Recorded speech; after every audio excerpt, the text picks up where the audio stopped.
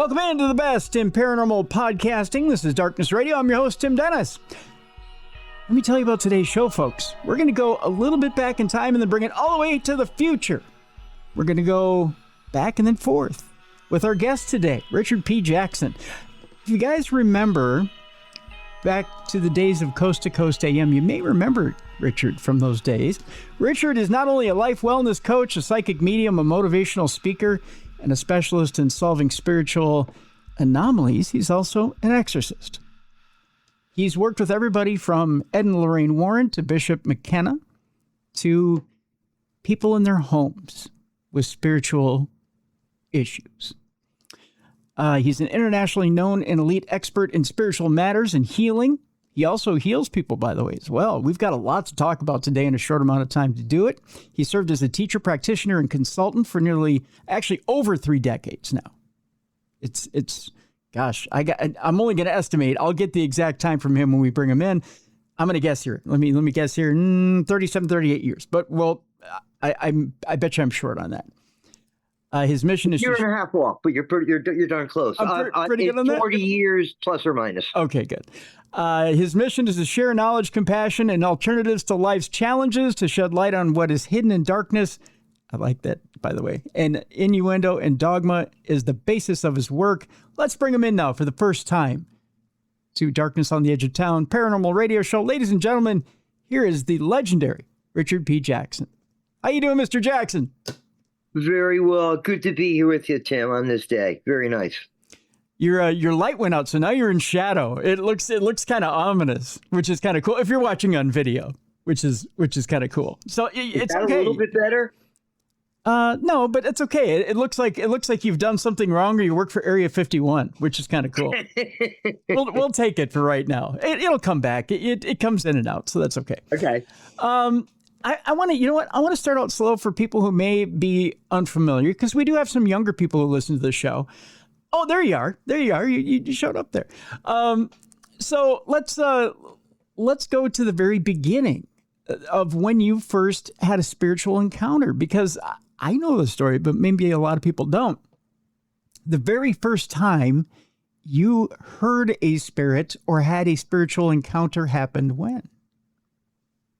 Well, I would say, and always went on the assumption, that it was a very dark person, pardon me using the dark form, but I was involved with him in terms of I was an addict, and I knew him through addiction and needing this and getting this, and for whatever reason I knew it was time to end it, and I did.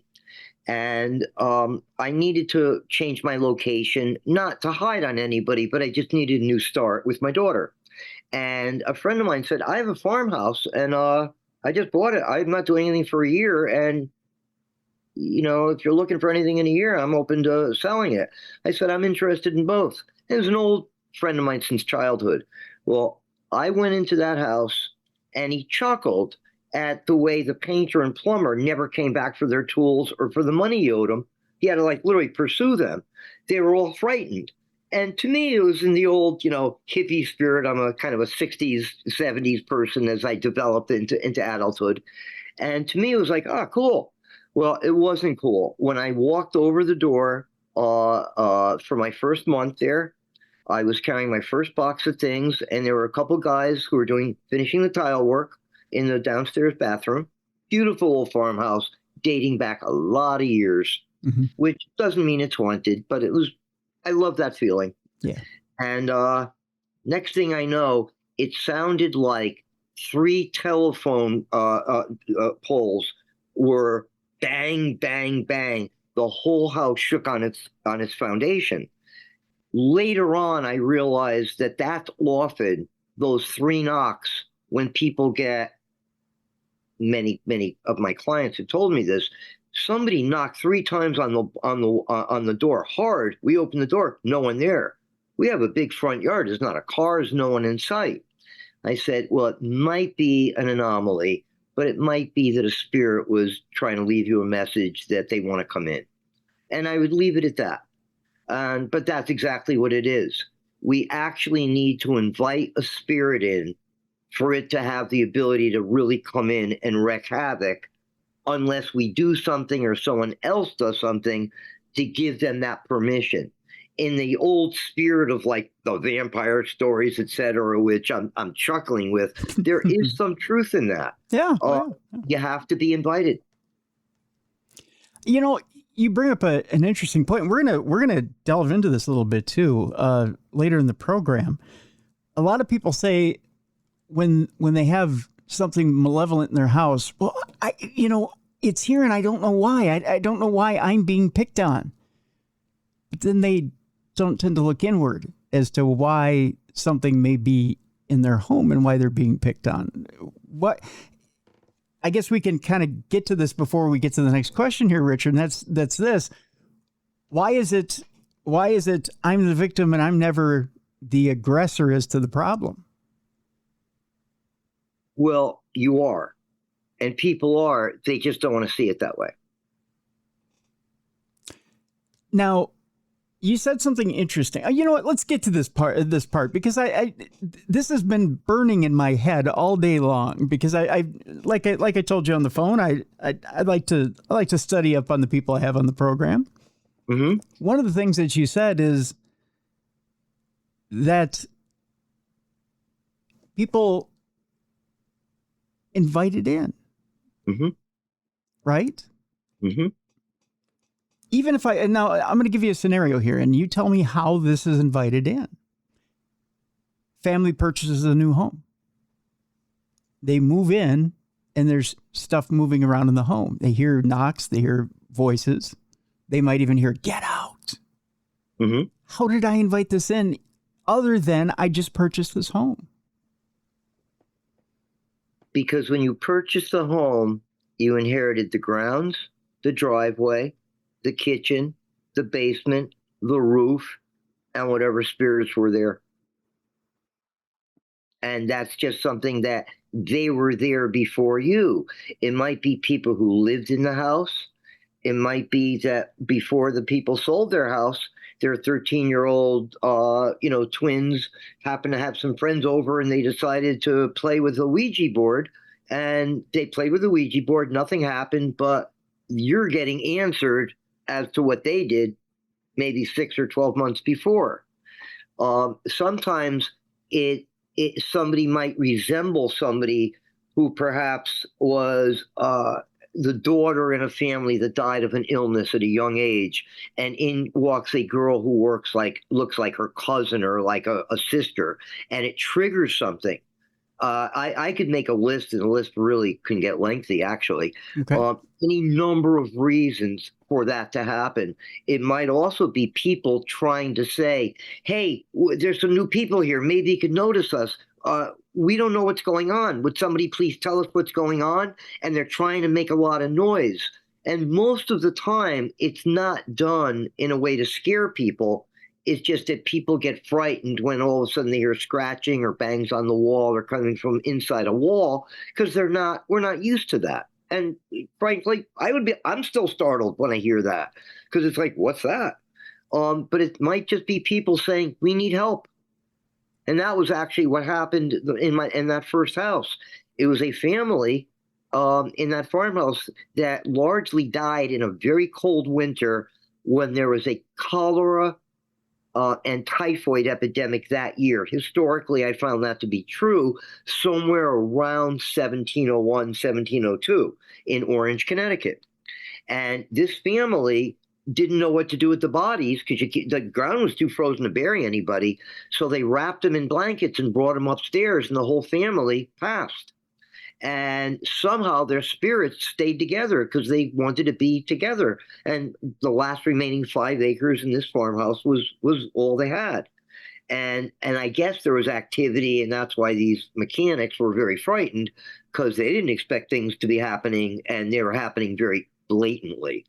Because 2 other kinds of beings came in with their leader. They were like the helpers to a very large figure that was described by people when they saw it, I did later on, as about 8 feet tall, and it looks just like the pedestrian crossing, where that that stick figure Yeah. that's jet black on a yellow sign. Yeah. They said it looked just like that. We called it the Runner, and it had two like 3-foot henchmen that looked like two kids putting on sheets, gray sheets, and cutting out eye slits with red eyes, and they were their helpers.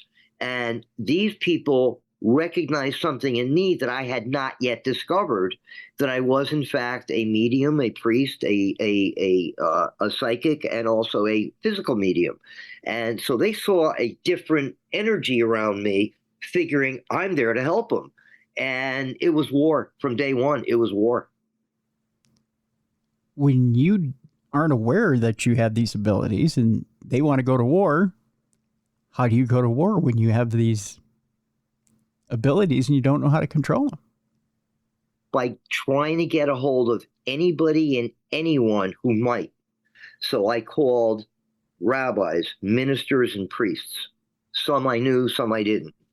I called the diocese. They eventually answered me, but before that, somebody said, why don't you call Ed and Lorraine Warren? You're right there nearby you in Connecticut. They're the quintessential Ghostbusters that everybody is, knows about. And I said, well, how do you get their number? And a friend of mine said, look it up. So I went to the phone book, and there it was. And I called them, and they basically had me go to every event they had that week. It was a very active time of year for them. It was in the early fall. And I went like every day and night. Whatever they did, I went. And I started going to their class. And before I got fully enshrined with them, which I did, the diocese called me back, and it was a priest named Father A. And he's recognizable because there were only 2 valid exorcisms that were ever filmed that part of them were on TV in America. He was in both of them. And he's the man who happened to call me from the Hartford Diocese. And he regarded himself as Father A. And his name is actually now known as Father Adonis. He called me, and as he spoke to me and asked me what was happening, I was in a little office with my hammer holster on. I was a contractor, and I was home for lunch. And I picked up the phone, and I felt something coming towards me, and I didn't know what it was. I didn't see it. I just knew it. And the next thing I knew, I was grabbed by the throat and picked up about 2.5 feet in the air. And the priest started reacting, and his voice changed. Are you okay? Are you okay? No, I'm not okay either. They're getting my knees. They're putting knives in my knees. This is real. Are you okay yet? And all of a sudden, they put me down, or it put me down, after about 7-10 seconds. That seems like a short time. It seemed like a long time when it was happening. Yeah. I got put down, and he goes, this is as real can get. I will get back to you. He never did. We wound up working on cases together, a couple of years later, but he never got back to me for whatever reason. And I got involved with the Warrens, and one of the first classes after they got to know me and were comfortable with me is we brought the whole crew over, about 18, 19 of their regular people in classes, of which about 5 were the regulars who would often go on investigations. And I put out a big spread for everybody, welcoming them, and we had some serious activity. And Ed said, why don't you just tell it to get out of your house? Well, I did. And when I decide to be vocal and strong, I raised my volume, and I really say it like it is. So with every possible swear word in creation, I went, in the name of God, get the F out of my house. If you don't belong here, and you don't, get the hell out of here now. And for some reason I said, and stop gelding the lily, which then brought out the sound of crashing and glass. It wound up one ashtray was broken, but it sounded like dishes were being thrown all over the house. And it was a 5-bedroom house. And Ed said, I never quite saw it done that way. And everybody kind of left in a hurry. And Ed turned around and said, call me in the morning if you're still here. And he was chuckling like hell. And he turned around and he goes, if I had a son, I hoped it would be you. And I said, Ed, thank you. And we were left, and that evening was okay. but the sequences to follow over the days, weeks, and months were really a lesson for me on how to handle things and what people go through. So I had a really clear understanding. And later on, it occurred to me that I had actually been possessed 6 years earlier and never knew it, never recognized it. And now I understood what happened to me. So it seems like Ed actually got rid of the spirit by unleashing you. He unleashed he used you as the tool, right? He called me the only other non-priest that he's aware of who could legitimately, this is in his last, declining years, he said, who could legitimately call themselves a demonologist. Now, when I do healings on people, I don't want to come in as the exorcist. When I'm there to do an exorcism, oh, he's a healer and he deals with family problems. The idea is, I've lived a very starred life. And I mean starred, I don't mean I was the star, but lots of little things went on, good and bad, throughout my life. And, I knew what it was like to have a lot of money and know what it was like to live in a car. And, you put it all together and adversity sometimes breeds character. Mm-hmm. And something in this field let me know you cannot show fear, even if you have it. You have to be in charge, but you only are in charge as far as your creator allows you to be. So it's really about God. It is about wherever the source comes from, wherever this life and this gift of humanity comes from, no matter how big this endless universe is, something is larger than it. And it only exists and continues and expands as we learn and we get better at things. And some of it is to experience the nature of spirituality and spirits, and that it's not always a good or a bad thing. It's a range, just like humanity, just like food. We have good restaurants, we have bad restaurants. It's a range because people have free will, and that's the price we pay. That free will embodies and emboldens itself in all forms of our existence, including the spirit world. I'm going to ask you a little bit of a difficult question here, Richard. And because you work directly with the Warrens, you've studied under the Warrens, the Warrens. In their books? In their books. You know everything about them. There's been a little bit of a controversy in the paranormal world that's popped up yet again this week. And you've got people that lay on both sides of the spectrum. And again, it's people that have never known Ed and Lorraine. We had Lorraine on this program a couple of times towards the end of her life. And again, one of the sweetest people in the world, who is a bastion of knowledge. She really was a bastion of knowledge. You could sit down and talk to her. And she could refer from case to case and tell you, she had stories for days, right?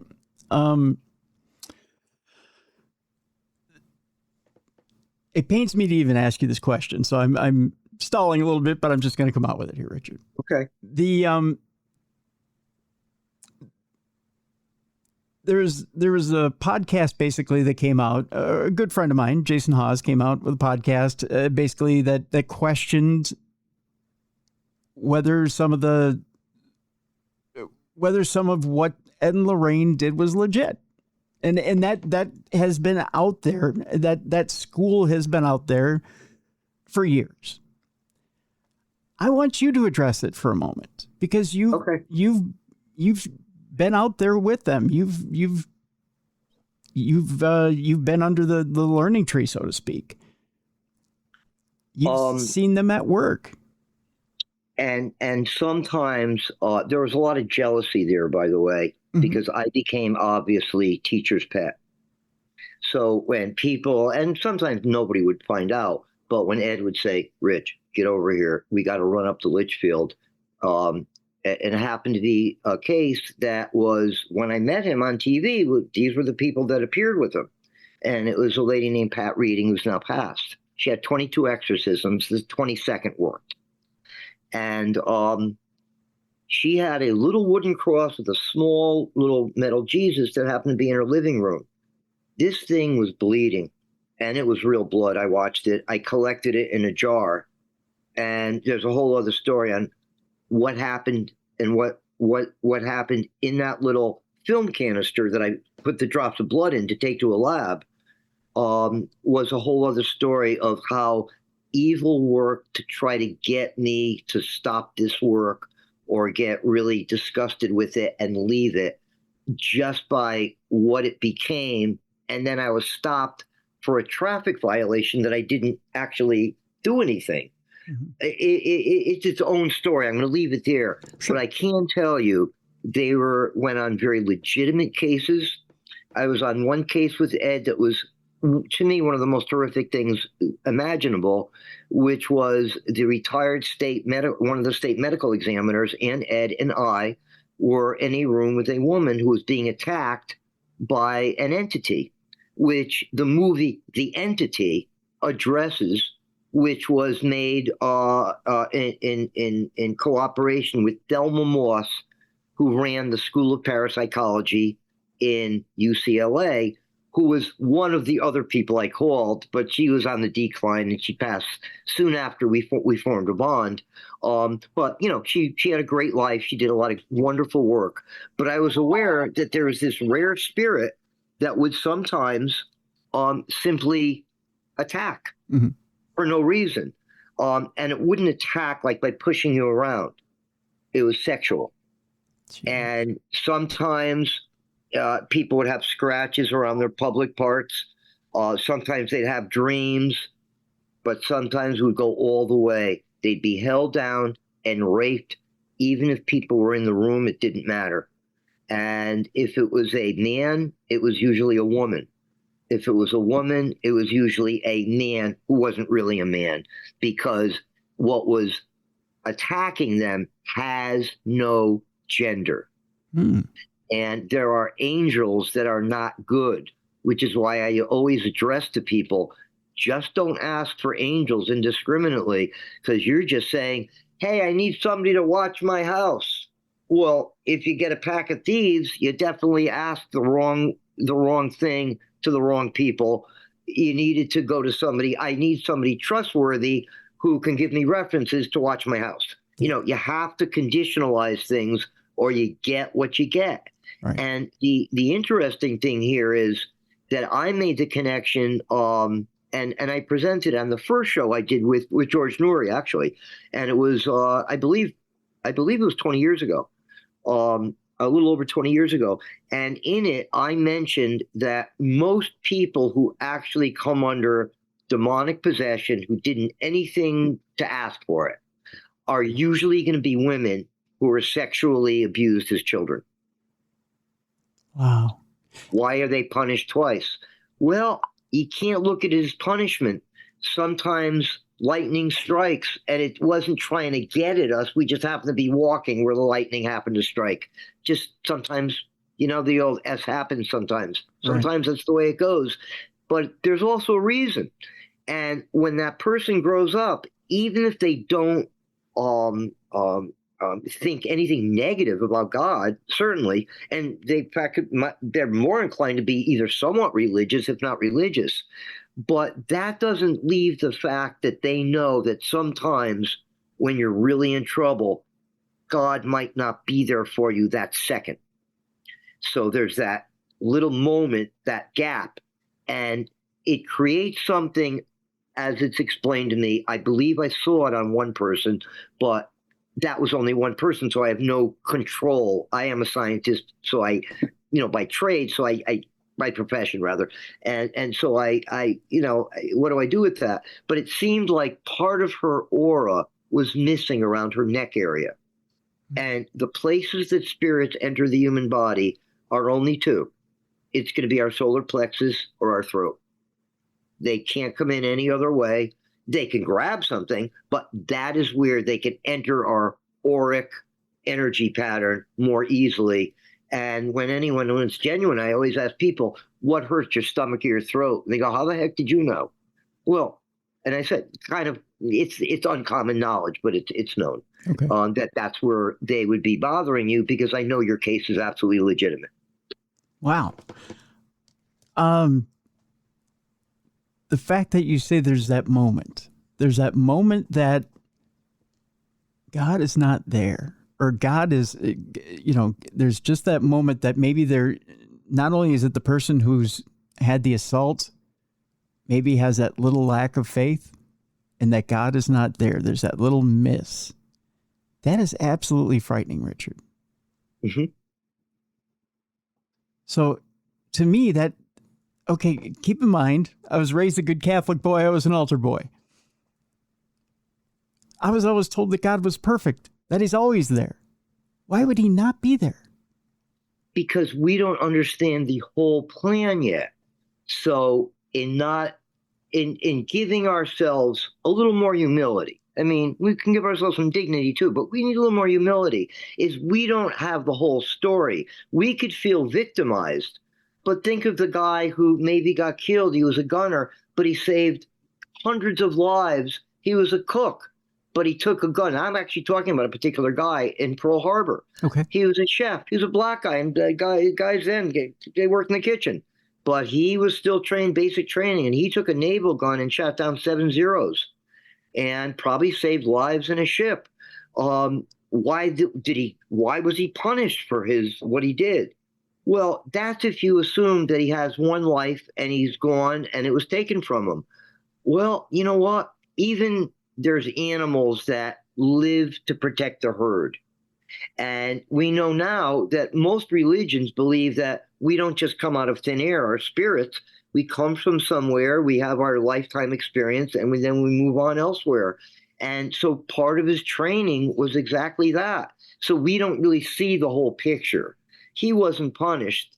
To him, I don't know how he feels now. I have no way of knowing. Even playing that I'm psychic, I believe he's fine. I'm not playing. I mean, I'm getting that he's fine. But I owe him a big thank you, and so does the rest of America. Yeah.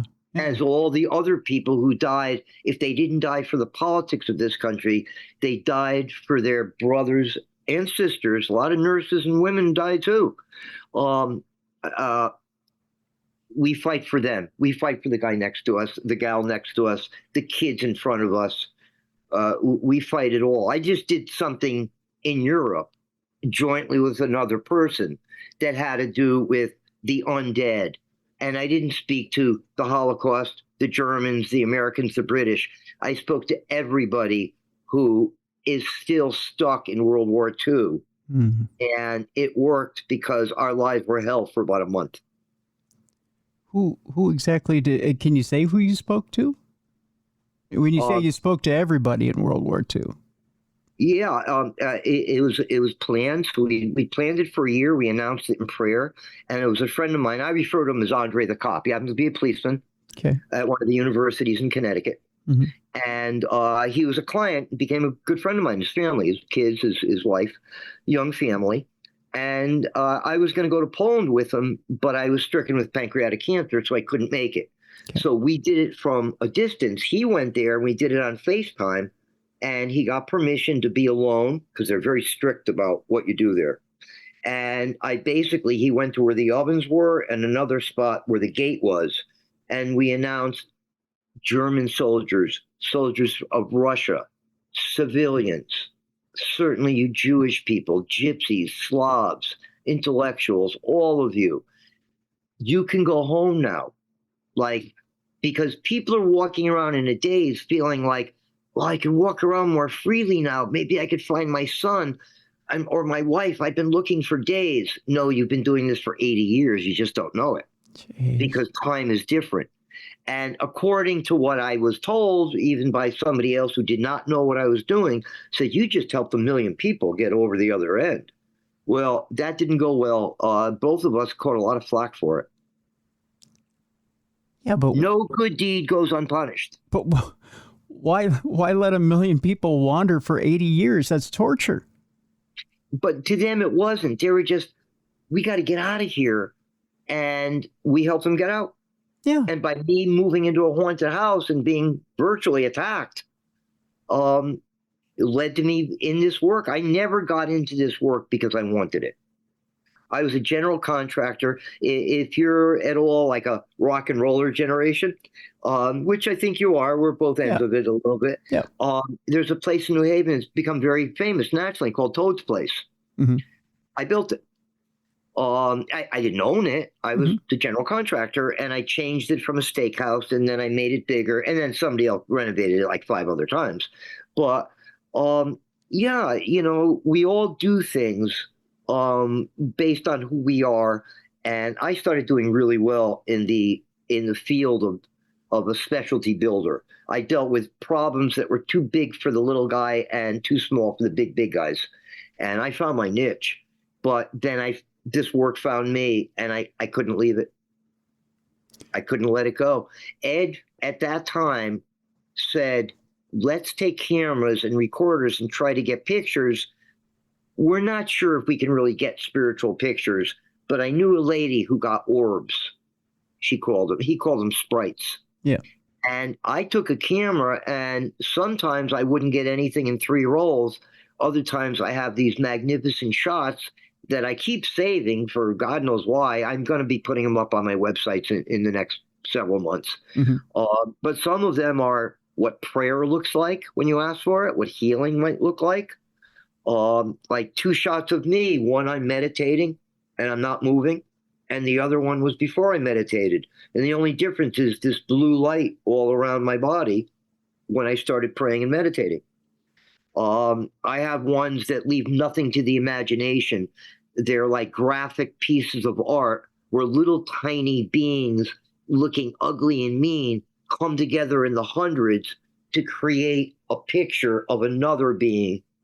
In one case, it was a dog, an Airedale, and it is unmistakably my Airedale. And then if you look close, it's made up like pixels on a TV of all these little creatures. My dog had a grand mal seizure 5 hours after I blessed a cemetery in Woodbridge, Connecticut, because somebody in the town said, hey, Rich, I know what you do. If you could do something, somebody did something in the cemetery, if you can clean it up a little. So I went there with a friend of mine who actually just got in touch with me again after some years, Scott, who worked with me with the Warrens, very, very coincidentally, by the way, and loved hearing from him.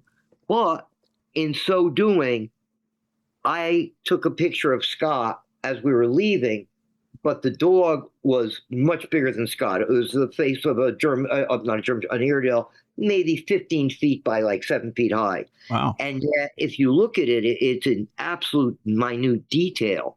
Now, I didn't have an instant camera. This was not people had cell phones then, but not like we do now. Right.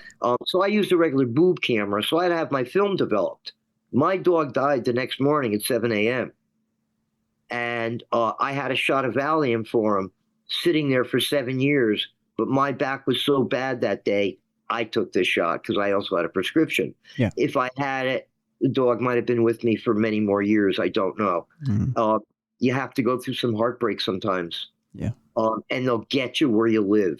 If you're really dealing with an intelligent set of spirits, good or bad, they have knowledge that is kind of surprising and amazing, and sometimes transcends past, present, and future. And when somebody goes, how could that be?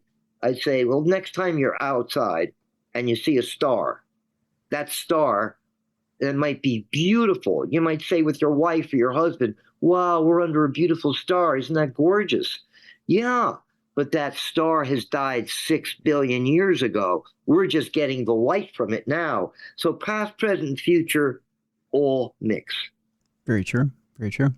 And that's something that is all about basically faith, of understanding that we don't understand the whole plan. No matter how far we go in science, then the plan will reveal more of itself, because we're only just coming out of that place to understand something of the world that was created by, the Almighty. Very true. Very true. Tell you what, Richard, we'll take our break right here. When we come back, we'll learn a little bit more about other relationships you've made over the years. We'll talk a little bit about another case or two that you've had in the paranormal. And I want to get into how exactly evil enters into people and what exactly we can do to guard ourselves against evil. That's coming up in the second half of the program. But first, I want to tell you about our sponsor today, Jelly Bean and Julia's over in Coon Rapids.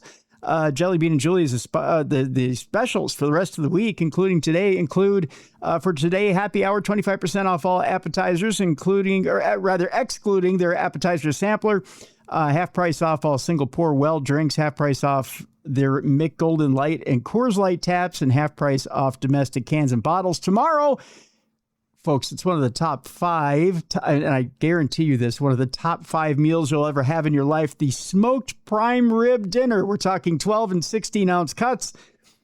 Even the au jus is smoked. It is so wonderful. You get the Boston baked potato that's deep fried in the avocado oil. You can get it loaded with sour cream and butter and bacon bits. And right now, my cardiologist is cringing as I tell you about this, because I love to be over there on Fridays for that smoked prime rib dinner. You get it with Texas toast and the tequila berry salad with that sweet and tangy dressing and the bacon bits. Yes, there's bacon all over this meal, although it's absolutely wonderful. You get it for a nominal price. They start serving it at 4:30. It is served until it's gone. You want to get over there early because it will be gone. I guarantee you. They disseminate it quickly over there at Jelly Bean and Julia's. Of course, they get great service over there as well. All the people over there at Jelly Bean and Julia are wonderful. And of course, on Sunday, breakfast only on Sundays. So you want to get over there for breakfast to Jelly Bean and Julia's. They've got the hash with the brisket and much, much more. Chicken and waffles as well on Sundays for breakfast at Jelly Bean and Julia's. Of course, the brisket over there is to die for. Much, much more great food over at Jelly Bean and Julia's. You've got live entertainment on Saturdays. And more and more, they do excellent catering. Everything over there is excellent at Jelly Bean and Julia's. We've got a link in the description of this program. Jelly Bean and Julia's over at Coon Rapids Boulevard, Coon Rapids, Minnesota. Check them out. Jelly Bean and Julia's, your place when you need a brand new spot to call home. All right, when we come back, more with Richard P. Jackson. We'll be talking about his relationships, and especially we'll talk about Bishop McKenna. And more coming up here next on the Best in Paranormal Podcasting. This is Darkness Radio.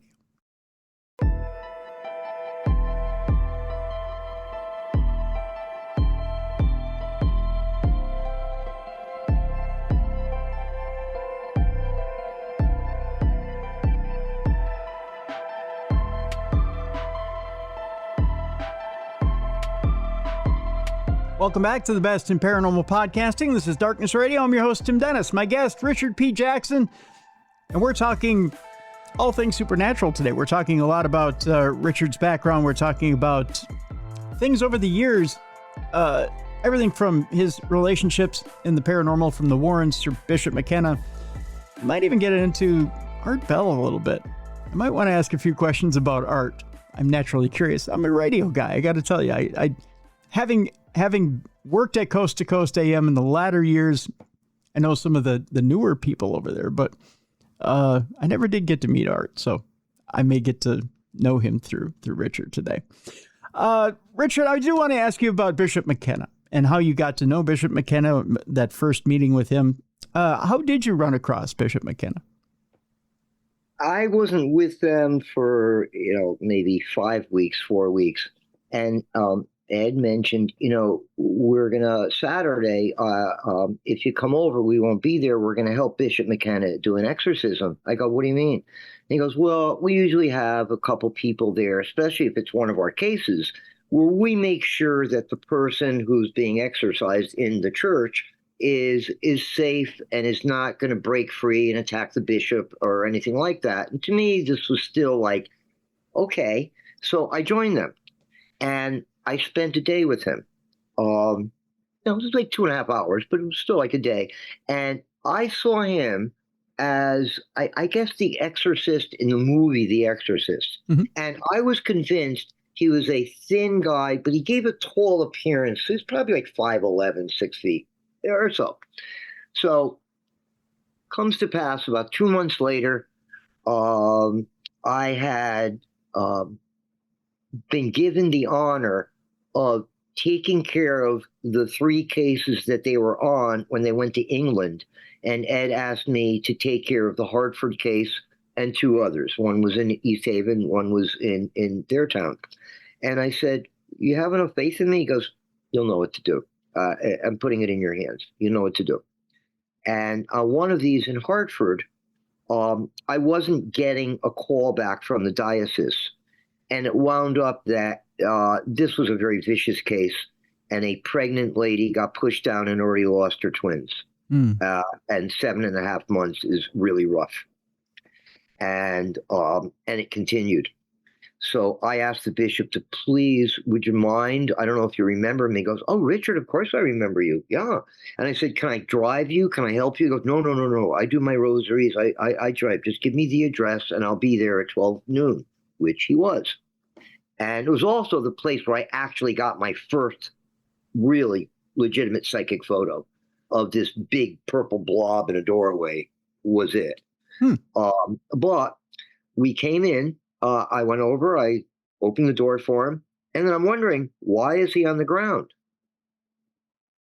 Like, maybe he's picking something up. And he kind of moves a little bit, and I shut the door, and I realized he's like 5'2". This happened not just to me, to at least 3 other people, all met him, spent time with him, and swore that he was like 5.5, 6.5 feet tall, somewhere in there, but he was tallish.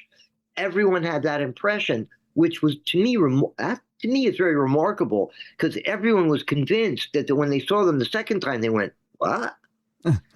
Because he's probably the closest person I've ever met, or certainly no one surpasses him as being a person of total unmitigated faith in God. There's just nothing to dislodge him. And the things I learned from him and that we got from each other are hopefully being passed on, if not my job before it's my turn to, head to my next step, is my job is to pass some of these on. And I've been very careful. I've held back a lot, even my pictures. And one of them was before he passed, he, and I'd like to acknowledge Joe Forrester, who is an older investigator and a man of faith. Can't find a better guy. Mm-hmm. They were working on a prayer, and I got involved in it. And it was about people who curse their own family without intending to or intending to. Now, a cousin won't cut it. An uncle probably wouldn't cut it. But a sister and a brother, a son or a daughter, a mother or father, a grandparent, yeah, that's close enough. That's nuclear family. And if somebody says something like, you marry that girl, like a grandfather to a son, you marry that girl, she happened to be a half North African, half French. You marry her, that blank, blank, blank, you can all go to hell in a handbasket. Get out of my house. He was kind of drunk and full of himself. I had luckily I undid the curse, because I learned with these people on, while forgiveness is the path, it has to be structured in a certain way to give that person forgiveness. So I like to say it's written in the book of life. Okay. We don't have to like the person. We forgive what they did. We relieve you of your debt. Now move on. We say a prayer in their honor, and it's over. And it has worked about 85, 90% of the time. So let me ask you this, Richard. You say that we can curse our own relatives, right? How bad is something, and how bad are the consequences if something like that happens, where a grandfather or a father says to a daughter, if you marry so-and-so, you can go to hell for all I care. What kind of consequences is something like that passing on to a progeny? A family that always seems to struggle more than they need to, that bad accident, the guy who was sworn, like, I'm going to go into rehab, I'm tired of my own behavior, but I'm just going to party a couple days first, and overdoses, when he didn't have to. Things just take a darker turn than they need to. And sometimes it's hardly noticeable, but something just isn't right. Other times it can really launch one heck of a haunting. Because I don't think people realize that there's weight to words, right? I think we throw things around quite casually. Well, here's one for you. In every religion that I know of, even like non-religion religions, meaning things that are more localized or geographically located to a tribe or a group of people or indigenous people or of faith, it doesn't matter. In every one that I know of, unless people choose not to, when a baby is born, they're either given a brisk, like a male child, or a blessing if it's a female in the Hebrew religion. Mm-hmm. Obviously, in the church, you have your baptism. Yeah. And that is basically, we're claiming that person's soul, we're claiming their spirit to guard them through until it's their time to be their own boss. But until then, he doesn't belong to any random group of spirits or marauders from any place other than their loving family and God Almighty. And when I would say people who don't do that doesn't mean they're going to have a haunted life, but I would say that people who don't do that are more likely to have spiritual problems in life. Whether they know they're spiritual or not is irrelevant. It's better that we claim that child. I did my grandkid 3, 4, 5, 6 minutes after he was born. He was put in my arms, and when everybody was congratulating my daughter, I blessed him right there as a prince of the universe, to do good, to stand up for justice for everyone, for all creatures great and small, and that he shall be a leader of his own soul, to guard and prevent the rancor and deterioration of the dignity and the wonderful things humanity is capable of. And I in the name of the Almighty, I bless you as I bless all things through God. You belong to God and God alone. And Nathan's been doing real well. Excellent. And there are some people that do wait until the child's 2, 3, 4 years old, maybe even 5, to baptize a child in the church or to get them recognized by some body of a church because they think maybe, life gets busy or whatever it is.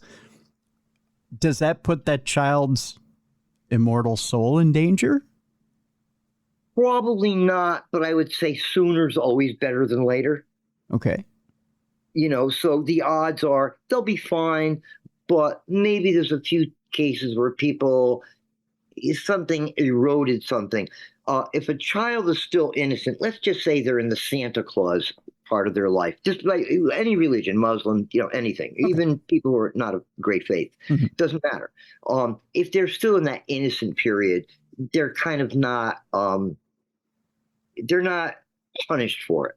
But once it goes beyond like preteen, that's not good. Okay. I want to get back to the malevolent haunting thing because we're going down that road here. And I want to talk about people who have that window of letting things in. It seems like, and I've heard in the past, people with addiction can open up that window. You've pointed out that people who have been abused, even though it's being done to them, it opens up that window. Are there other things out there that open up that window for something either malevolent or demonic to come in and potentially either become an attachment or a demonic possession? That's easy to me. But it took a lot of years for it to become easy. So the first answer, because there's several, but they all overlap and support each other, is the fact that sometimes for the free will we have to know what it's like when our will is bent or taken from us. We have to have some vague understanding of what something is like to avoid, like, there's a reason kids get bruises. I tell people pain is your best friend, because otherwise you might be talking to your mom and your hand is on a lit stove and you didn't know it. Your right hand now is useless until it's, replaced. And that's not easily done. Pain is our helper. And sometimes we need to go through those little things. They're important. But one of the ways is when um, I think it's in the Bible somewhere, something about the angels revolted because they weren't able to they have free will, they have extremely long lives, but they don't have the ability to make families, to make physical, emotional, and spiritual love and build families up that then can actually go on to other realms and still become intertwined and continue that way. They were not given that right to have sex. And that's why they probably attack us. I don't think it's more than half. Who knows, but it's been my experience that a good third of the cases I'm on have somebody who's been sexually abused seems to be a precursor. Okay. Interesting. Why? Because something is still on this person's mind and always is. And even if it's just a thought, our thoughts go out to our maker, not to the entire everything. For that, we have to speak out loud. So I tell people, if you pray, you can whisper it, but let it be heard, because otherwise it's just a thought, and thoughts don't count as prayers. They're your own guidance in order to say, gee, maybe I should open my mouth and say a prayer.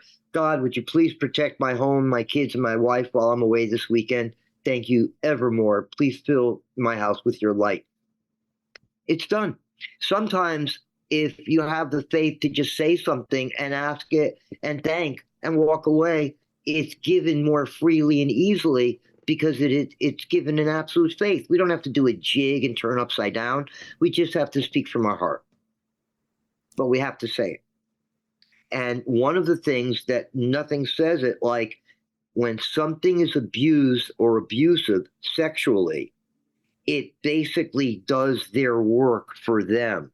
I think a lot of people who are raped, people are sometimes, they may not be possessed, they're under an oppression that they can do that because it's just some flunky chick. Who cares about her? She wanted it anyway. She came out for a drink. That's what she wanted. And they rationalize it in these crazy, crazy ways. If the situation was reversed, it wouldn't look the same. Like, you came out. What if somebody raped you? But that's not how we're trained to think, unfortunately. Well, the other thing, too, with sexual abuse victims, it's hard to speak out when you've been oppressed. So to say a prayer out loud, to actually speak out loud, that's a huge mountain to climb. It's something where we have to forgive the person, because whoever did something like that is sick. And we shouldn't hate sick people. We can hate what they do without hating their soul. Maybe they fell down and they have a concussion, and there's some part of them that's screwy, a screw's loose. Maybe they've been harnessed by a spirit because their mom decided to play with witchcraft with a bunch of other of her peers, and they got into it a little too much and opened up a can of worms. And the result is, her son became a victim of that, who then went out and perpetrated something he would normally never do. There's one thing that always runs in my head all the time, and it applies a little here. Recognition and invitation are the same thing in the spirit world. If we recognize something, like, I will talk to people at any time if I can educate or at least, give them more information to go on. But if I went to a bar saying, hey, buy me a drink, I'll show you a picture of a demon, I'm taking advantage of me having a gift, and that doesn't go over very well. I would be severely, if not somewhat, given a little kick in the butt for that, and should. Yeah. If you're using it to, like, make friends and sound cool, yeah, I was in a place, I know there's demons here, let's go there, we could start yelling at them and telling them that we'll get Jesus after them. That's not good, because you're doing something indiscriminately for exactly what it sounds like, for the adrenal rush.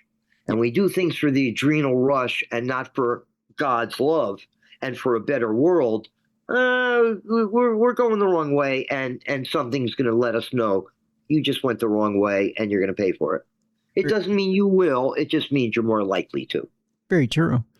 Um, that sounds a lot like the ghost hunting cottage industry right now. Oh, I don't watch those shows, and I know some of those people are good people intending to Yeah. do right. And maybe people viewed what we did, but I don't really remember going on many cases with the Warrens where we didn't offer after exorcising the house, or that they should see their priest or minister or get some blessed objects and have it blessed by a priest. Getting a medal doesn't mean a lot. It's the medal blessed by Right. a legitimate priest. Right. I've become a priest in an Episcopal order called the Order of Melchizedek. Mm-hmm. So it's been my pleasure to do a lot of weddings and funerals and stuff. And it really fills my heart that people would turn to me to ask me to help them say goodbye to their wife or their mom or dad. Like, I could come to tears really easy on that one. Like, that somebody would entrust me with that. Wow. Yeah. Yeah. Uh, I was watching one of the past interviews you did, and you said something that was a little. Actually, you said a few things that were a little alarming to me, but it's something I had never heard before, and it stopped me in my tracks. And that was this. Although I'm aware of it, it hit home when you said it.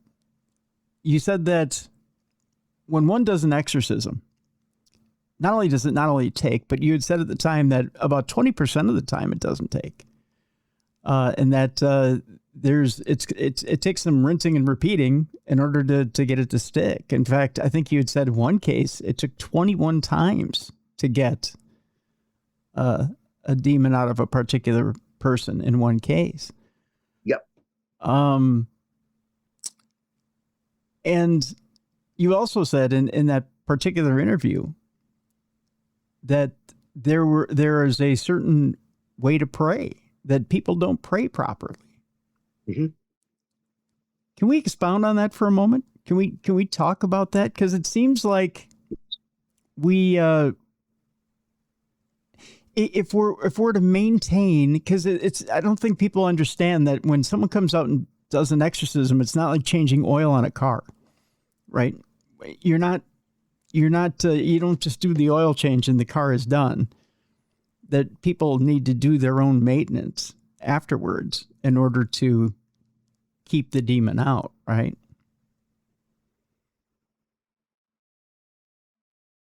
We did an exorcism. We were planning on it, of a professor, retired professor in Hawaii. And it's its own story. And I'll leave the story be, except to say I got a letter from his friend that he passed, but the letter read something like this. And I have pieces. It came in because he had very little money. He faxed me stuff. He was living with older technology. This was maybe 35 years ago. And his name struck me. It was Michael Warren. And he taught at the University of Hawaii. He's from Texas. And he had been abused in his youth. I found out at the very end. And he had been to Arizona, the Philippines, and the Vatican, and had been with evangelical and Catholic priests and was exorcised. None of them worked. And when I had a plan for him to come here, that I would take all my classes, I would take money for a couple months. We'll get enough for your ticket. We'll get you over here. We'll get you nearby me, right nearby. There'll be a motel within a few miles somewhere. We'll find one. And Bishop McKenna will be available on a Wednesday and a Saturday, and I will be on every day. We'll hit you for an hour or two. As long as you can take it, we will keep at it until it's gone. And he was telling me he would go in his van with the window shut to the desert part of the Mauna Loa, the big volcano in Hawaii, that's scorchingly hot, because his body temperature was always 95 and a half. He was always freezing. It was draining him. And he knew his heart was going to go. And when I got this letter, it said, We had one conference call where Bishop and I were able to speak to him before the phone lines just kind of undid for maybe 2 minutes. And it was Bishop saying, I'm looking forward to meeting you. I'm sure Richard will take care of you and we'll do a great job and we'll do everything that God will allow us to do. When the letter came, it was, if you get this from my friend, I will have passed. But I want you to know what couldn't be done in Rome or by these evangelical wonder-alls who never get hurt and always do their job. They just didn't cut the mustard. I'm already free. I'm no longer possessed. It's oppressing me. I know the difference. I actually explained it to him. He said, I'm already free. I'm going straight into God's arms. And please pray for me as I will for you. And for you and Bishop McKenna, you have all my love and all my thanks. You've already done the impossible, what other people can't do. And I apparently will not meet you this time around, but I will see you somewhere, sometime. And my gratitude is forever. And I still get tears in my eyes about that and how much I wanted to help him. But I guess he got the help. And he said it. He said it doesn't own me anymore. It already beat me up, but I took a stand because I had people in back of me that this thing didn't want to tangle with. So if it was my time and you get this letter, thank you. It just, wow. What can I do with that except feel it in my heart? You said that in one interview, God is the strongest thing that's out there, but these demons are the second strongest thing that's out there. If God's the strongest thing that's out there, demons are the second strongest thing that's out there. How is it that they can hang on, especially with this professor, until the end of his life? Even if you're peppering it with the power of God for his entire life, how is it hanging in there until the end of his life? As a demonologist, I'm going to change this. Okay. Let's say we did another show and you said, do you think you could either take a picture and send it to me, or maybe you can move your computer? I have 2 spots in my house where I had spontaneous fires at 3 a.m. on a bare floor. No wires, no air ducts, no heating elements. Just fire erupted, 3 on the dot. Good thing I have a German Shepherd right by my side here. I always have dogs and cats. They're, by the way, the best thing to keep a house more stable is to have a pet, because everybody in the family usually kind of loves the pet, or most do. It just brings more love around. It makes it harder to be in. But when I use the word demon, or if you use the word demon, I'm going to change that to devil. There are devils out there. Only devils can start fires. Okay. And they have to be allowed so that when we make really bad choices, everybody gets hurt, everybody pays. It's to no one's advantage. And we have to live through that to get that lesson so that other people likewise have that lesson. What would have happened? The world would still be here, but it would probably be less than it is with all of its mistakes. I'm talking about Christianity. If Jesus said, yeah, Barabbas is going to die anyway, let him go in my place. That was the offer. Why don't Barabbas we're going to kill. He's a thief.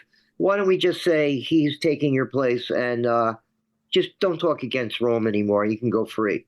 He had that option. But if he took that option, you know what we would know about Jesus? Probably nothing. Right. So he knew he had to make that choice. And I have to make choices like that all the time, and they've really broken me. But as much as it's broken me, it's probably built me up more than it's broken me. When do I say no to people? There's some people I just say, I can't work with you. Are those the people you know are repeat offenders? The ones that even though you've cast out, they go back? Yeah, they're doing stupid things they refuse to stop doing. Or they don't recognize, they're living in an $800,000 house. And they go, do you have a fee? I go, no, I don't have a fee per se. If you had no money, I'd help you. But other than that, I come in as a professional. I'm certified to teach and certify people in rebreathing. I could license people to be hypnotherapists, Reiki, blah, blah, blah. And, all these things took me thousands of dollars. I mean, if I'm not doing anything and I'm working with people, I need a little reciprocation. And if somebody's really like hedges or saying, oh, I forgot, but we'll send you a check sometime. Well, I didn't forget to make a 100-mile trip. So sorry, see you. Yeah. Sometimes I have to draw the line or I can get really hurt. And then I have a distaste for what I'm doing. Yeah. I live on crumbs. Yeah. Understandable. That's understandable. Let me switch gears here. Yes. Early in my career, I was a board op in Winona, Minnesota. And one of the things I got to do was I got to board op Coast to Coast AM in the early days when Art Bell was heading the program. So I got to hear some of the more original programs that Art put out there. And you got to appear as a guest with Art. One of the things that used to strike me about Art was I think he held his cards close to the vest. And I always had a theory about Art. And that was he was a little more intuitive than people knew. What was your impression of Art Bell when you talked to him? And I'm talking about psychically here. Did you? I would disagree with you. I Really? would say he was extremely intuitive. Okay. I would say he was not only intuitive, but he knew his audience. Mm-hmm. And he gave the audience what they wanted.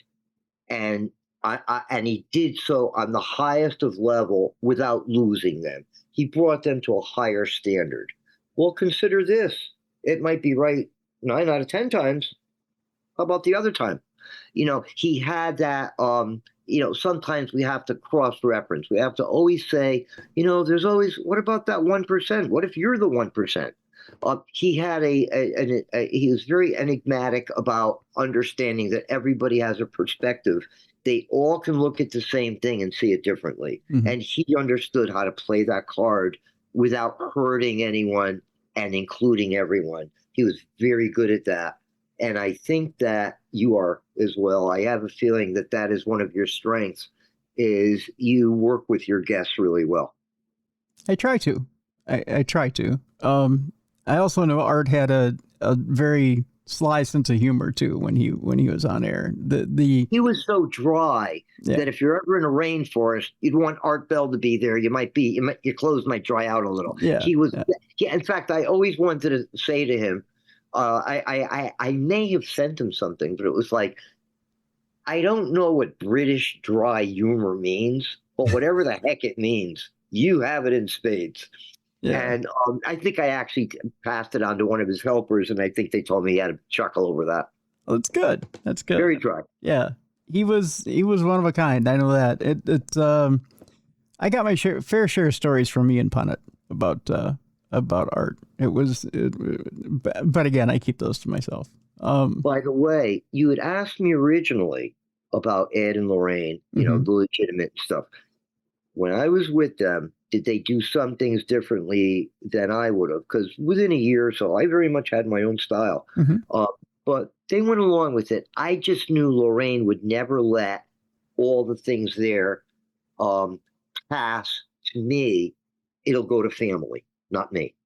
So I knew after about 3.5 years it was time to go. I knew a couple things they did I didn't approve of in terms of the politics behind certain cases that they either didn't take or they did take. One was in Iowa, that's its own story. But they were true. When somebody was really hurt, one case was this family in East Haven where the daughter had her head like banged by something. And she said, oh, no, don't. If you try to stop it, it hurts more. And nothing could stop it. Not the diocesan exorcist, not Bishop McKenna. Nothing stopped it. And Ed looked up a thing about garlic and a story, I think it's called The Black Monk, if I remember correctly. Mm-hmm. Anyway, he came in with this tree of garlic. We put it in the house and we said a very simple prayer to Michael the Archangel. And I think we did it in Latin. I think we started it and then I turned to the Latin for him. And it worked. Why? Because why does holy water work when it works? And it's not always, going to always do the job, but it can help. That's for sure. It's not water. Water's holy in and of itself. And I've used water, and they say, well, if water works without the salt, then it's a fake. No, water is holy. They're discovering things about water, just like trees. It has its own consciousness. It's part of our world, part of life. Yeah. It gives life. Yeah. But in any case, what what often happens is like this case in Iowa. They didn't know a priest to handle it, and it took us a lot to go out there twice. It came out of my pocket, and 2 guys went with me, and we were there for 4 days and again for 3 days, and there was no priest to go to. But about 5 years later, I spoke to the lady, and there were some things that I'm just sworn to secrecy about. I wish I could say, but people died from this case where they had partners in Texas that cursed them. They basically said, "We're witches and we're going to curse you." Well, the accidents, the suicides, the heart attacks in their family didn't match her brother walking up to a 6-year-old and turning his head 180. Ooh. And when I said, because they got me on the phone with the police, they weren't the Seattle police. I think they were the Washington State Police. They got me on the phone. They were willing to talk to me. And she said, "This guy's really good," because it happened in Washington. And I said, "Just tell the guy," because I think he was under a spell of some kind. Mm-hmm. And I know that doesn't exonerate him, and I'm not trying to. But just tell him you know about where the body was originally put in a dumpster near the bridge they were working on, having no idea where or what I was talking about, just that was in my head. Well, he immediately took, I think it's called the Alfred Doctrine or whatever, where I'm not saying I'm guilty or innocent, but give me the 12 years. Right. Yep. Yeah. And that's what happened. But this was one of those cases where very real people, their lives changed, sudden heart attacks, motorcycle accidents, people saying, "I didn't even know I was awake. I wasn't drinking. I'm not on any drugs, but I must have gotten up and went for a ride on my bike, and I hit a pole, and the number of the pole happened to be on an Iowa state highway was 6666." Who, was that coincidental? I don't know. And I watched on this case when we were there. The mom was, she had her kids, and she was already a little bit later in life, and she was pretty overweight. Wonderful woman, very hospitable. When I saw her being picked up and thrown around the room like a rag doll, it put the fear of God in me for a moment. Let me ask you about that too, real quick here, Richard. Human emotion comes into it as well, right? I mean, you when you enter into a case, no matter how many cases you have, eventually you run into something where emotion takes over, and you have to learn how to quell it or stuff it down or do whatever you have to do in order to get through something. How do you let faith take over when emotion is prevalent? The emotion of having a job to do against all odds. People at Midway, people in Vietnam, people in the Civil War, indigenous people watching their lands just being plundered. What are they going to do? Disappear and die and dig a hole? They have to summon whatever they can and deal with it and face it. And I look at it as part of life. If we eat food at this end, it comes out the other end. It's part of life. And I regard it that if I'm afraid, it's letting me know, put that light of God around you, ask that anything additional could please be placed on you so you can do your job. And without that fear, I would have that feeling of being a little above it all. There's a lot of words for it. I like it sometimes to just say you're a little bit, you have the feeling, the air of superiority or an air of invincibility. And nothing could be further from the truth. But I walk in knowing that I have something that I have with me that this other end doesn't have. Oh, well, something can happen that's bad. That's why I'm there.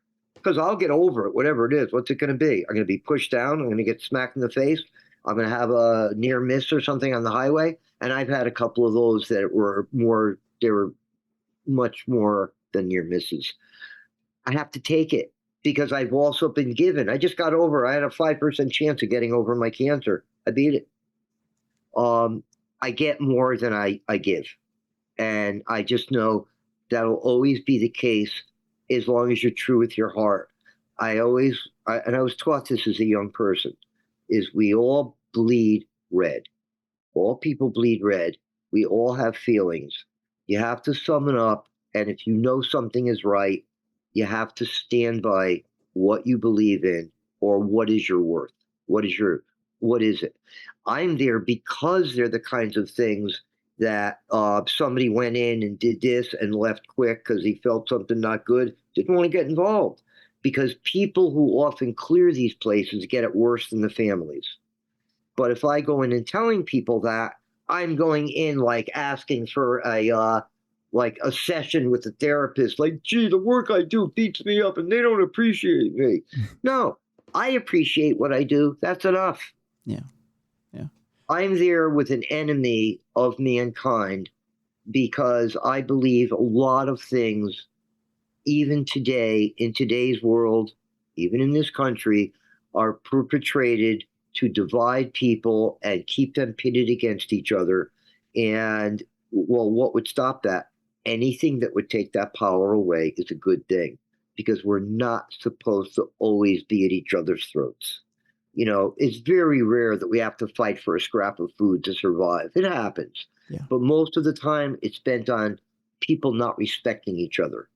And if you're given a task and you're given skills to do it and you're given accolades to do it, you know what? Then you do it because that's your job.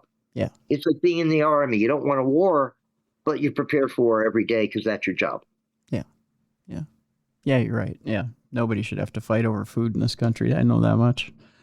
There's so much of it. There's so much food in this country. Holy cow. You know the soccer games. Do you know what a lot of people were saying? What's that? I didn't expect this in America. Like, your dinners are like huge. Like, how do people do this? People were really surprised and shocked. People who've never been to America were actually pleasantly surprised. They didn't get into so much the politics. They're in the soccer and the local cities where the soccer games were. I think, Seattle, yep. Texas, wherever. Mm-hmm. And people were just saying, we really thought America was a little bit different. This was just, wow, you guys are really generous. That's and to which I say, yeah, check out the price of a seat, but that's part of the territory, Yeah. Try and get a ticket. Yeah, that's a whole different deal.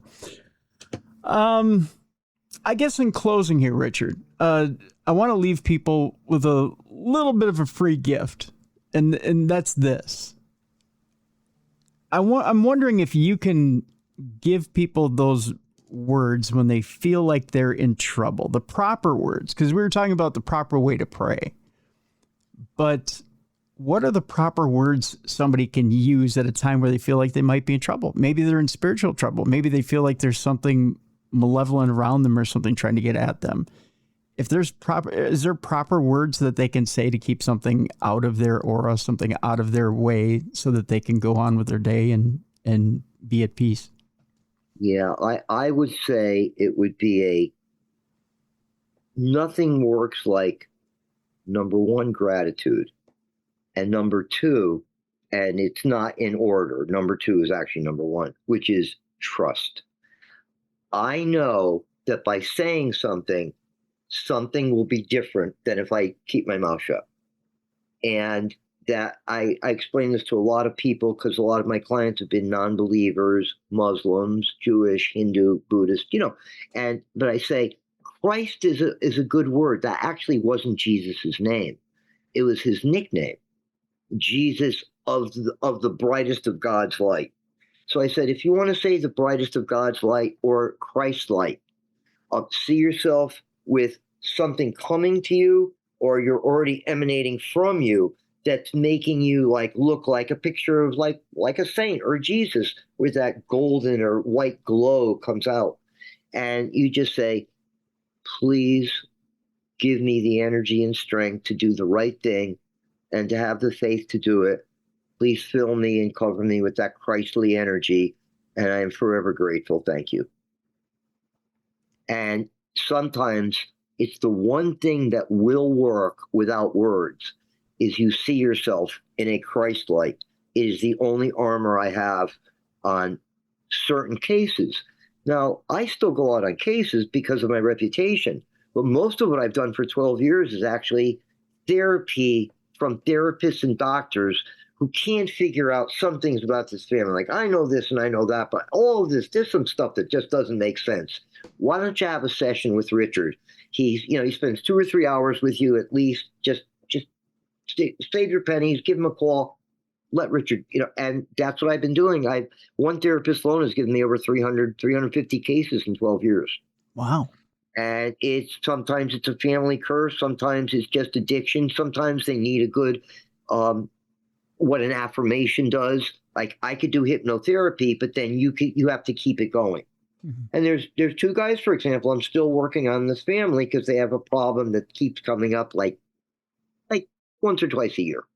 And it's somebody within the family, not in the house, who plays with dark magic in a big way. And her, the wife in this couple, her husband and his older brother, the older brother 21 years ago and he 11 years ago, I did hypnotherapy on them both to stop drinking. They were both drop dead alcoholics. Okay. They didn't drink for pleasure. They drank to black out. They just were really bad. They both, neither one has had a drink. And I regard that, to me, as a pinnacle of something I do that no one will ever talk about, never know, except they still appreciate it. And Rose, the wife of one of the guys. And just the fact that I was able to come in there and do that, maybe somebody else could have, but I had the gift of doing it and feeling like, wow, look what I was able to do by taking a few weekends and going and becoming a hypnotherapist, and then taking a couple months and really going at it and becoming, kind of a better at it by being a teacher, by being an instructor, and having the confidence in me and realizing the reason why I was able to do it was I had the confidence. I didn't just go for 2 days and somebody gave me a certificate. I'm now a hypnotherapist. I put in a lot of hours and a lot of journeys to Boston. And in that, I said, this was worth it.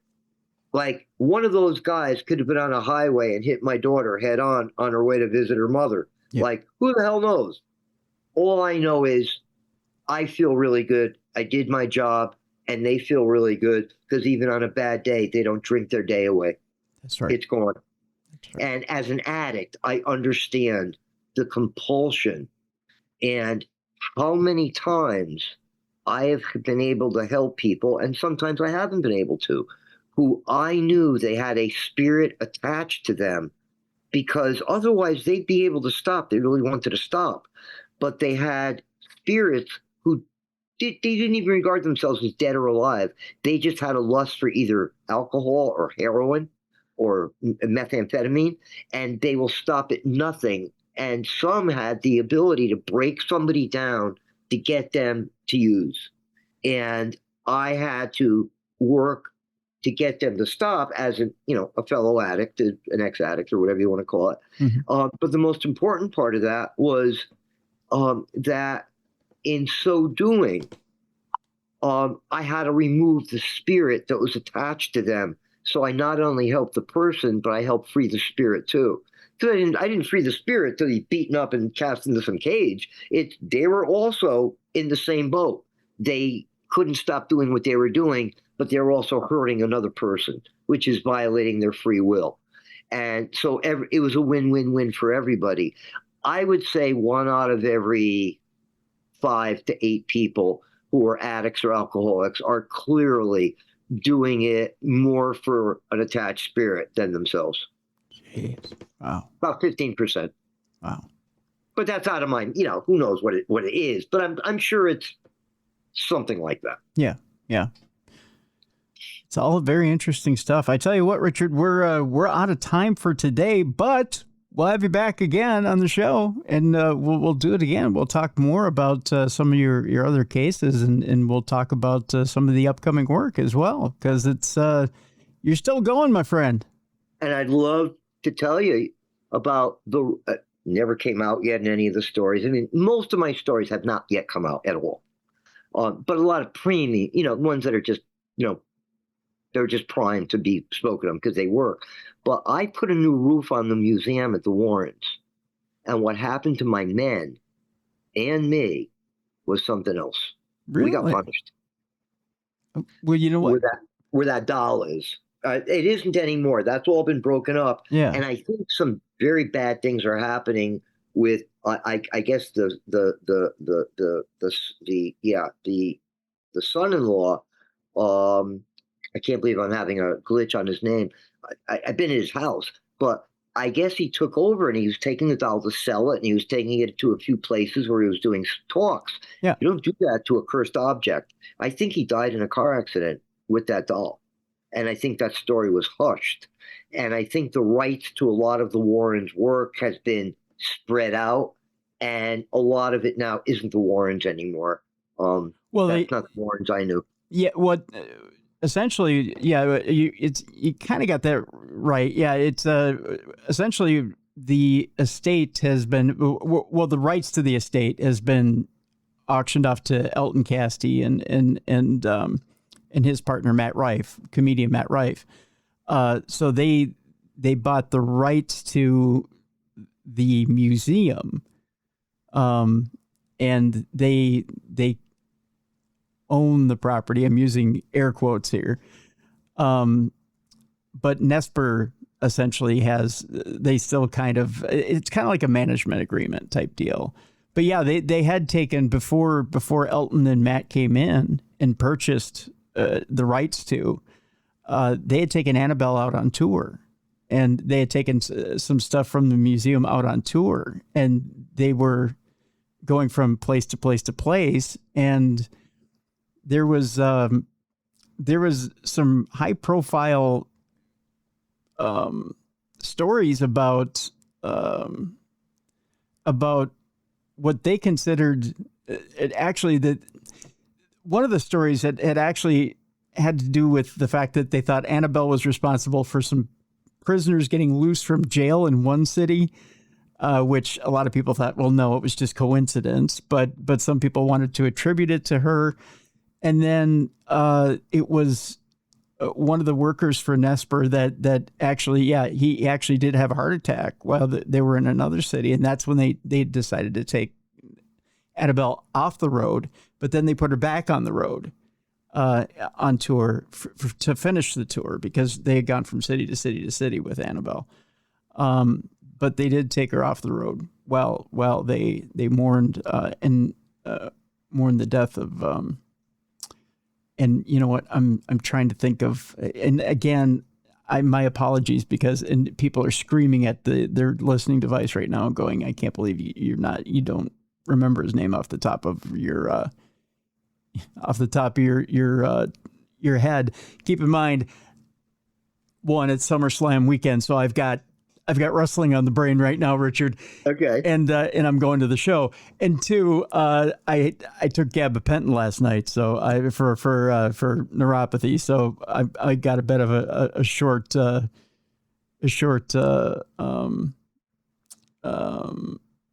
little bit of a short memory right now as it is. Let's see here. I'm looking it up on Dan Rivera. That's who it was. Dan Rivera. Okay. I just had to look it up. So it was Dan Rivera who passed away last year this time. So it was 1 year ago. Can't believe it's been a year ago already. But it was Dan Rivera who passed away. Okay. But they say it was from natural cardiac related causes, that it had nothing to do with anything curse related or anything like that. Some people don't buy that. I believe that may have happened, but it might have been induced because he got scared. Something happened. He had an ominous feeling, and all of a sudden his heart started racing. I know what it's like. So, it could be both things can happen at the same time. But Richard, you tell me, I mean, okay, so the name of the event was the Devil's on the Run Tour. I mean, when the power of words, right? I don't approve of any of that stuff. And yet I'm looking to still do a couple big venues, but I want to teach people about opening up their psychic ability, about opening up other things too, like what the nature of healing is. Is there such a thing as remote healing other than remote Reiki, which is something that is also, part of remote healing. Remote healing is one of the most true, sincere forms of something, because my history with it is to work on animals at a distance. Mm-hmm. And I would say what I've gotten about 40 to 50% of the time has been remarkable, because you can't psych out a dog or a cat or a horse. It either works or it doesn't work. And the work that was able to be done by remote healing is phenomenal, because in a sense, we all, we have our skin, but we only connect with each other because we connect with something within each other that's part of the Almighty, the source. And there is no such thing as distance. If you're 2 inches away or 200 miles, won't matter if that connection is really strong and everything is in play, and nothing is diverted from people's free will. It can happen. And I think it's one of the most wonderful things that has not been talked about. People would rather see and talk about scary stuff, and these people got killed because somebody moved this object. There may be truth to it, there may not be. But I think the true things that deal with spirituality are much more impressive and amazing than a lot of the stuff that get people in a lot of trouble. Yeah.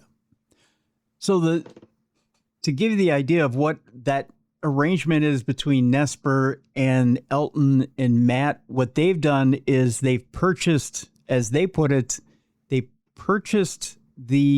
I'm looking at the article right now, they purchased the rights to the Warren estate for the next 5 years in the haunted collection. So what they've done is they've actually opened up the home for haunted tours and museum tours and for overnight ghost hunting for the next 5 years. Not good. So, yeah, it's something that I don't have to agree with something for it to not be an okay thing. It's just, to me, it's not right. Maybe it's a matter of, if I had the house, I wouldn't feel that way. And I'm doing that because, we all have a right to make a living too. But I just think that Ed, I'm not sure he'd be really happy with that.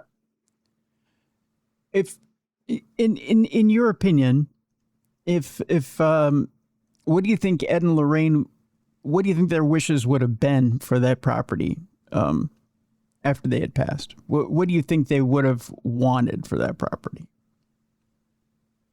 I think they would want somehow people who are interested in really understanding that some hauntings can be very vicious. We have some artifacts here, that it would remain a teaching place. The house would remain in the family.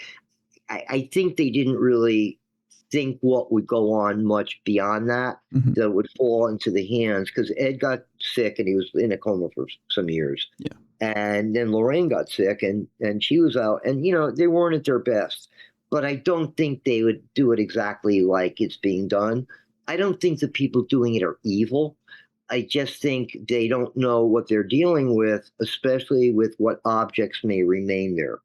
Okay. I know what happened to a couple of the people within a week after protecting the museum. One of them had a daughter that he picked up in pieces on a road. Now, would she have had that accident anyway? I'm not so sure of that. Because these were guys that laughed when I said, you got to protect yourself. You know where you are. You got to Christ-light yourself. And they just kind of laughed, thinking I was joking around. And I said, I'm not kidding. I'm serious. I asked for them to be, looked over, but I know what it did. And I know that it's always interesting. People like to be scared. They like the adrenal rush. It gets out our opiates. It's part of addiction. Yeah. And as long as people want that, I guess this is better than people going to something far worse.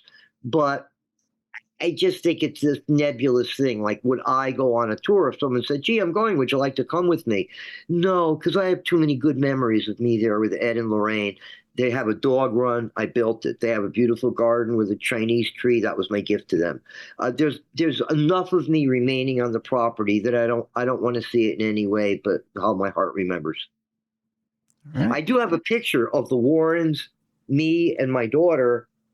I don't remember if there's anyone else in a big, big poster. And I realized I've been meaning to tape it and bring it to a camera place and have it made into a really nice poster for me, for my home. Yep. And I'm going to do that. And like this whole show reminded me of that. I couldn't get my mind off that for the last 3 minutes. Really? Yeah, it was when my daughter was, she's now 49, when she was like 11 or 12. Well, you got to get that done then. Yeah, and it was great. We went out to eat with them like once a week. We would go out to eat Chinese food. We'd always sneak off. Hey, we'll meet you in Seymour at that place. Okay. Oh, perfect. I love it. I love the memories. Well, that's good. That's great. Richard P. Jackson's our guest. Folks, we'll have a link in the description of our program so you can go visit Richard's website. Again, the information is there in case you need to contact him if you are having some issues with spirituality, if you need his help. Again, Richard, I want to thank you so much for being on the program. And again, not the last time we'll meet, and we'll have more stories in the future, and we'll get together and we'll talk more about spirituality, my friend. I've never said this publicly to anyone, to a host, not publicly, which is from the moment I heard your voice to this moment, you're a new friend in my life. I think you are as genuine as the day is long. You're as professional as they come. You are just warm and take things as it goes. You are the best of who we are as Americans, I believe. You're there. You're warm. You're vulnerable, and yet you're strong. You're knowledgeable, and yet you're not like a boasty kind of a person. I'm really glad we've met because I really enjoyed the show, but I also got a new friend.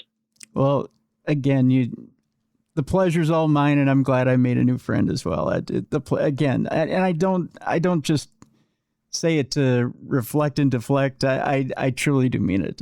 I'm glad I made a new friend as well. So I'll harass you with a text next week. I'll have something funny to share with you. Sounds good. I look forward to it. I do look forward to it. That's a promise. Absolutely. Sounds good, Richard. Thank you so much. Thanks, my friend. And for everybody out there, blessings to you and everything that you love and care for. May they come closer to your dreams, becoming part of your reality. And may our country unite like it's never been united. We need it. Excellent. Excellent. Folks, that'll do it for this week. A couple of notes for you before we leave you. One, support the show. Go to darknessradioshow.com. We've got True Crime Tuesday swag, Darkness Radio swag for you to order. We've got t-shirts, hoodies, 20th anniversary stuff there for you as well. Two, the Darkness Radio app is available for you, so you can take it with you on the road, so you can listen to your favorite shows. And all things Darkness Radio is on that Apple app. If you have an Apple device, download that Darkness Radio app. 3, if you are listening to this show and not viewing the show on video, go to the YouTube channel, the original Darkness Radio, and give us a like and subscribe, please. And then 4, we are upon the weekend. This is the last show of the week. So first of all, go out and have a safe weekend. Have a fun weekend. I know it's SummerSlam weekend, and SummerSlam's here in Minneapolis, so my nephew and I are going out Saturday out to US Bank Stadium. If you see us out at US Bank Stadium, stop by, say hi. Just give us a quick wave. We'll say hi and enjoy the weekend with us out at US Bank Stadium. And if you're going out to have any fun this weekend, be sure to take either an elderly or disabled person with you. Include them in your plans this weekend, or just stop by to someone's house if they're elderly or disabled this weekend. Be a light in someone's darkness this weekend. Be sure to involve someone who is elderly or disabled this weekend in your plans.